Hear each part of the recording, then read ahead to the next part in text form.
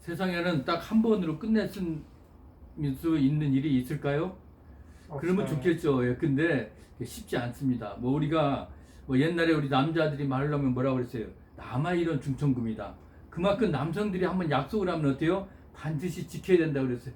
근데 요즘은 어때요? 남자들이 한번 말을 하면 이게 지켜지는 되는데 그만큼 어때요? 이제 가벼워졌다는 거예요. 네. 그만큼 이제는 내가 한 말을 가지고 어떻게 지키는 그런 시대가 되지 못했다는 것이 얼마나 안타까운 일입니까? 그래도 어떻게 해요? 우리는 이 입을 우리가 함부로 해서는 안 된다는 거죠. 그만큼 내가 한번 내뱉은 말은 어때요? 지켜야 된다는 것입니다. 그런데 우리가 그렇게 한번 내가 맹세를 하는 것을 내가 지켜야 되겠다 하지만 쉽지 않잖아요. 왜 그렇습니까? 그것이 내가 아무리 진실하고 내가 정직하다는 뜻으로 맹세를 하지만 사람들은 어떻게 해요? 그게 거짓말이다. 그게 잘못됐다라고 네. 그렇게 자기를 포장하기 위해서 한 말이라고 사람들이 여기는 경우가 너무 많다라는 겁니다. 뭐 우리가 지금 뭐 여러분 우리가 정치인들을 말을 믿습니까? 아니요. 안 믿잖아. 왜 그래요? 정치인들이 여기서는 이 말했다가 또 저희 가는 저 말하고 이게 말이 하룻밤에도 어때요? 그 말이 달라진다는 겁니다. 왜 그러기 때문에 그 말을 신뢰하지 못하는 거예요. 그래서 아마 예수님도 함부로 맹세하지 말라고 이런 말씀을 하셨다는 거예요. 우리가 잘 아는 마태복음 5장 34절에서 36절에 뭐라고 그랬습니까? 너희들 도무지 맹세하지 말지니 하늘로도 하지 말라 하는 하나님이 보좌임이요 땅으로는 하지 말라 이는 하나님의 발등상이며 예루살렘으로도 하지 말라 이는 큰 임금의 성임이요 내 머리로도 하지 말라 이는 내가 한 터럭도 희고 검게 할 수 없습니다.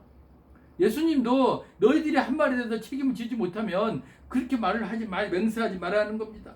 여러분 한 번의 말로 다 모든 게 이루어지는 일이 있다면 얼마나 좋겠습니까? 그런데 그러지 못한다는 것입니다. 그러나 우리 하나님께서는 뭐라고 그랬습니까? 단번에 이루신 일이 있다라고 오늘 말씀하셨습니다. 한 번 이루어진 일, 다시는 이제 그 일을 위해서는 완성되는 일이 없다고 하셨다는 거예요. 그건 뭘까요? 우리 죄를 용서하시고 구원하시는 일은 단 한 번에 해결하시겠다라고 하나님께서 말씀하셨다는 겁니다.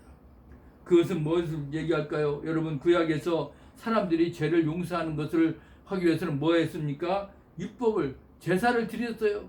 그리고 율법을 지키는 거예요. 그런데 이제 그것이 필요 없이 단 한 번 독생자의 희생으로 그 일을 끝내셨다는 겁니다. 오늘 우리가 읽은 이 본문의 내용을 보면 그 일이 무엇인지를 우리에게 다시 한번 말씀해 주고 있다는 것을 우리가 되새기면서 오늘 같이 은혜를 나누기를 원합니다.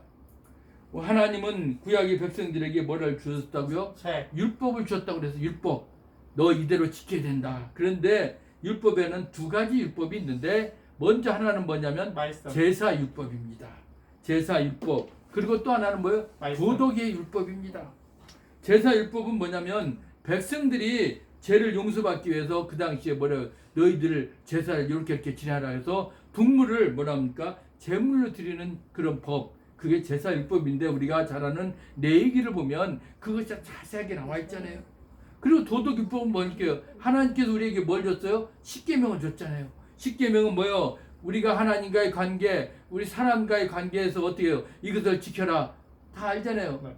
뭐 죽이지 말라, 도둑질하지 말라, 부모를 공경하라, 뭐 다 여러 가지 있잖아요. 그거 뭐예요? 그게 서로 존중하면서 살아가는 법을 우리에게 또 알려주셨다는 것을 알 수가 있습니다. 그렇기 때문에 우리가 이 도덕율법도 내가 어느 곳에 살든지 내가 무슨 어떤 것을 섬기든지 다 다를 수 있지만 우리 양심이나 상식을 가진 사람은 어때요? 당연히 지켜야 된다는 것입니다. 아마 다른 종교에서도 우리가 보면 이런 도덕 율법과 비슷한 내용이 많아요. 아마 다른 종교도 뭐 사람 죽이는 걸 죽여라 하겠습니까? 아니요. 다 죽이지 말라고 그러죠. 잘 지내라, 착해야 된다, 선한 일을 해라. 다 그렇게 하는 건 뭐예요? 우리들의 양심에 그런 상식이 다 존재하기 때문이라는 겁니다. 그런데 이 제사 율법은 어때요? 오늘 이스라엘 백성들에게만 주어졌다는 거예요. 너희들이 죄를 졌으면 그 죄를 용서받기 위해서는 어떻게 해요? 해마다 너희들이 동물들을 어떻게 해요? 그 제물로 바치라고 그런 겁니다. 그게 오늘 우리 3절에 그랬잖아. 이 제사드리기는 해마다 죄를 기억하게 하는 것이나니 너희들이 죄를 졌다 그러면 해마다 어떻게 해요? 그 동물을 제물로 바쳤어. 양이나 염소의 그 피를 바쳤다는 거 아니에요. 네. 그럼으로써 어떻게 해요? 자신이 지은 죄를 기억나게 했다는 것을 알 수가 있습니다. 그런데 여러분, 해마다 이렇게 그 제물이 되는 동물들의 피로 죄가 다 없어지냐? 그런데 오늘 4절에 뭐라고요? 황소의 염소의 피가 능히 죄를 없이 하지 못함이라. 너희들이 아무리 황소의 염소의 피를 갖다가 제물로 드렸다 할지라도 어떻게 해요? 죄를 없이 하지는 못한다는 겁니다. 다만 뭐예요? 죄를 기억나게 한다는 거예요. 그 얘기는 무엇이겠습니까? 내가 잘못 지었죠. 내가 무엇을 잘못했어요. 그걸 기억나게는 해요. 그렇기 때문에 너희들이 그 잘못된 죄를 오늘 제물로 우리가 제사를 드리는 거예요. 그런데 그걸 어떻게 해요? 다 용서함 받지는 못했다는 것을 알 수가 있습니다. 그렇기 때문에 우리는 늘 죄인임을 고백하고 내가 오늘도 무엇을 잘못했는지 그것을 우리가 고백함으로써 하나님 앞에 더 겸손한 삶을 살아가는 것입니다. 그렇기 때문에 아무리 도덕율법을 잘 지켜야 되는 사람들도 결국에는 어때요? 자신의 죄를 또 발견하게 됨을 알 수가 있습니다. 왜? 도덕적으로는 우리가 완전한 사람이 없어요. 어떻게 우리가 아무 죄도 안 짓고 깨끗하게 살아갈 수 있겠습니까? 그는 아무리 도덕군자라도 그럴 수는 없다는 겁니다. 그렇기 때문에 이런 율법의 기능은 무엇을 우리에게 줍니까? 바로 내가 무슨 죄를 지었느냐, 죄를 깨닫게 하는 그런 기능이 있다는 것을 우리가 다시 한번 알게 된다는 것입니다. 그렇기 때문에 하나님은 이제 이 제사 율법을 어떻게 해요? 바꾸랬다는 겁니다. 너희들이 해마다 그 절기가 되면 어떻게 해요? 동물을 잡고 뭘 잡고 막 해가지고 어떻게 해요? 그 제사를 드리려고 얼마나 그들이 준비를 했겠습니까? 쉬운 일은 아니었을 것입니다. 그런데 그런 모든 일들, 너희들이 죄를 생각나게 하고 너희들이 잘못된 것을 하려고 1년에 한 번 그 절기에 그 동물을 죽여가면서 피를 갖다가 제물의 그 제사로 바쳤는데 그걸 어떻게 이제는 한 번의 제사로 그러지 않도록 했다는 거예요. 얼마나 대단한 일입니까? 어떻게 보면 제물을 드린다고 하는 것은 나중에는 어떻게 해요? 얼마나 형식적이고 그것이 바로 거짓되고 그냥 의식적으로 의무적으로 하는 그런 행사에 지나지 않았다는 것을 알았다는 거예요. 그들은 그래서 그 제사 때가 되면 어떻게 합니까? 돈을 주고 그 제물을 막 제사를 사고 그러고 했잖아요. 자신이 준비하는 게 아니라 어떻게 이제는 돈만 있으면 그 제물도 샀다는 거 아닙니까? 그래서 그들이 성전 안에서 그 제사 때 자기가 온전하게 제물을 준비한 게 아니라 어떻게 돈을 주고 제물을 사고 파는 그런 행위를 서슴지 않았다는 거예요. 그렇기 때문에 예수님께서 성전 안에서 뭐라고 해요? 너희들이 장사를 하느냐? 제물을 사고 파느냐? 그걸 가지고 어떻게 해요? 이 독사의 자식들 하면서 분노하고 그렇게 그들에게 책망을 했다는 것을 알 수가 있습니다. 왜? 이 성전은 바로 뭐라고 합니까? 우리가 만민이 기도하는 집인데 이 신성한 곳에서 너희들이 돈을 사고 파는 그런 강도의 속으로 만들었느냐? 그렇게 예수님은 분노하시고 화를 내셨다는 겁니다. 하나님도 마찬가지입니다. 이런 번제와 소제 그 기뻐하지 않았어요. 왜? 그들이 마음 안에 진정성이 없었다는 것입니다. 그냥 의무적으로 형식적으로 하는 것을 하나님이 왜 몰랐겠습니까? 그래서 그들이 드려지는 예물이나 번제나 속죄제 그들을 하는 행동을 보고 하나님도 기뻐하지 않으셨다는 겁니다. 그래서 하나님은 성전에서 이런 제사, 제도 정리하고 싶었을 거예요. 그냥 이렇게 형식적으로 하는 거 원하지 아니하셨다는 겁니다. 이제는 동물이 아닌 바로 사람을 제물로 드리는 것이었는데 그것은 무엇을 얘기하고 있습니까? 바로 독생자 희생뿐이다. 그래서 하나님은 자신의 아들을 이 땅에 보내시고 그 아들이 결국 어떻게 해요? 이제는 나를 위하여 한 몸을 예비하셨다라고 말씀하신 겁니다. 그래서 5절 말씀에 주께서 세상에 임하실 때 하나님이 제사와 예물을 원하지 아니하시고 오직 나를 위하여 한 몸을 예비하셨도다. 이제 이런 제물이나 이런 제사 이런 거 소제와 번제물 아무 의미가 없다. 이제는 오직 한 사람의 희생을 통해서 이제 이 문제를 해결하고자 싶은 그런 마음이 하나님께 있었다는 거죠. 그래서 하나님이 예비하신 그 한 몸이 바로 누구겠습니까? 예수님. 예, 하나님의 독생자이신 바로 예수 그리스도. 예수님이십니다. 예수님이 이제 그 아버지가 그 아들 이 땅에 보내서 그 예수님으로 인해서 이제는 어때요? 아버지의 뜻을 행하려고 하나님의 이 땅에 오신 거 아닙니까? 바로 희생의 제물이 되셨다는 겁니다. 그렇기 때문에 이제 그 아들은 이제는 두 번이나 그런 제사를 드리는 걸 원하지 아니하고 어떻게 해요? 단 한 번으로 모든 문제를 해결하고자 하셨다는 겁니다. 예수님이 그 한 번의 희생의 제사를 드림으로써 제물로 대심으로써 이제는 다른 동물로 매년 잡는 그런 어떻게 해요? 제물로 드리는 제사가 이제는 없어졌다는 것입니다. 제사 율법이 폐지가 되었다는 거죠. 왜? 예수님의 희생을 알고 예수님을 믿는 사람은 어떻게 해요? 다 죄를 우리가 용서를 받았다는 거 아닙니까? 그렇기 때문에 과거에 그 절기에 제사를 드리려고 동물을 잡고 필요했던 그런 모든 수고는 어떻게 해요? 이제는 다 필요가 없어진 것입니다. 이제는 하나님께서 독생자 예수 그리스도를 이 땅에 보내주셨어요. 무엇 때문에? 우리의 죄 때문에. 예, 죄를 위해서 그 하나님의 아들 독생자가 스스로 제물로 됐답니다. 그 제물로 드려진 것은 바로 그것이 이제 영원한 제사가 된 겁니다. 이제 매년 드릴 제사가 필요 없어졌다는 겁니다. 이제 우리는 어떤 걸 입었습니까? 오늘 말씀대로 예수 그리스도의 몸을 단번에 드리심으로 말미암아 우리가 거룩함을 얻었노라.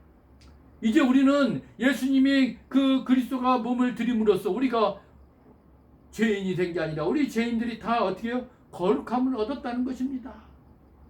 그래서 그 제물로 드려지는 그 동물의 제물 그 율법을 어떻게 해요? 다 폐하셨습니다.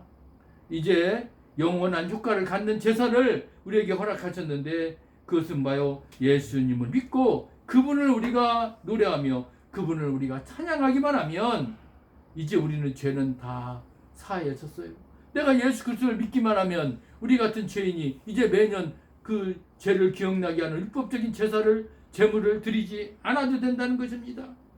얼마나 감사한 일입니까? 여러분 우리가 오늘 이렇게 모여서 한 마음으로 하나님을 찬양하고 예배를 하는 거 감사하죠. 감사한 일이잖아요. 그래서 우리가 이 시간을 통해서 이제 늘 주님 앞에 우리가 다시 한번 죄를 지었던 게 있다면 아까 우리가 고백했잖아요. 기도하는 시간에 기도하면 주님이 예수님의 보혈 피로 우리를 다 죄를 용서하여 주시는 거예요. 네. 얼마나 감사한 일입니까? 네. 이제 우리가 뭐 동물로 잡아서 제물을 드리는 제사 드릴 필요가 없어졌어요. 네. 이제 예수님의 피로 우리는 다 제사함을 받았다는 것입니다. 하나님은 이렇게 예비하신 한 몸 그 제사는 하나님이 직접 제물로 지정을 하셨는데 그것이 과거에 뭐 그런 제물로서 뭐 준비한 거 있잖아요. 뭐 양의 첫 새끼, 첫 제물, 순결한 것들 그렇게만 준비했지만 이제는 그 번거로움들이 어떻게 해요? 다 사라져 버렸다는 것입니다. 이제 우리는 그런 것이 중요하지 않아요. 뭐 첫 제물을 갖다가 드려야 되고 뭘 드려야 되고 때마다 준비해야 되는 그런 제물 다 필요가 없어진 것입니다. 이제는 한 번의 제사 바로 하나님이 지정하신 겁니다. 그것이 바로 영원한 효력을 갖게 된 거예요. 그래서 오늘 14절에 뭐라고 그랬습니까? 그가 거룩하게 된 자들을 한 번의 제사로 영원히 온전하게 하였느니라. 아멘. 아멘. 이제는 한 번의 제사로 예수님이 이 땅에 오셔서 우리를 위해서 그 십자가에 죽으심으로 이제 영원히 온전하게 되셨어요.